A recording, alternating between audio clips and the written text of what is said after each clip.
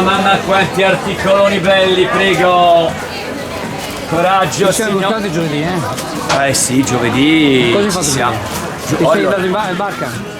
No, al non mare, sono al amante lago. della barca, però siccome adesso c'è la regata storica, Sì. allora ho fatto 2 settimane full immersion a provare a vedere se riesco a vincere questa volta Complimenti. la gara di brocchi, no? Cioè a vedere se riesco a entrare.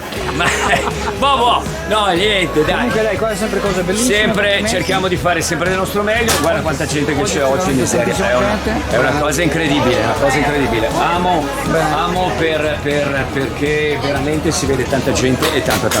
Ok ragazzi, ciao a tutti. Sono sicuro che vincerò la gara regata storica. Sì. Mi sento bravo di brocco. Ciao. Ore 9:40. Ore 9:40 solito. Caldo, ma tanta gente oggi. Tanta gente, sì, molta affluenza anche vedo anche di tedeschi, turisti tedeschi. E dai, per il momento come temperatura non si sta neanche male, dai, speriamo continui così, dai. Comprano, acquistano. Si sta cominciando, dai, speriamo vada sempre meglio. Bene. Ci vediamo sabato a Più di Sacco. Grazie mille a tutti. Ciao.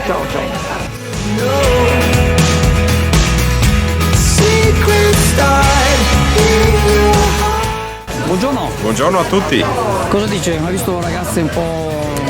Sta cambiando l'aria qua e si vestono sempre di più. Sappiamo che la stagione migliore è quella più calda qui a Sottomarina Chioggia, ma ci accontentiamo e noi siamo già pronti allora con le giacchine, visto che stanno cambiando le temperature e la nuova linea per la scuola, vero?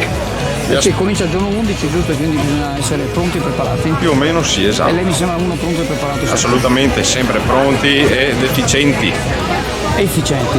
Speriamo bene, a volte fai. Non so, si è sentito male, no, efficienti cari amici. Vi aspettiamo a vedere il Gioba. Ciao a tutti. Ciao.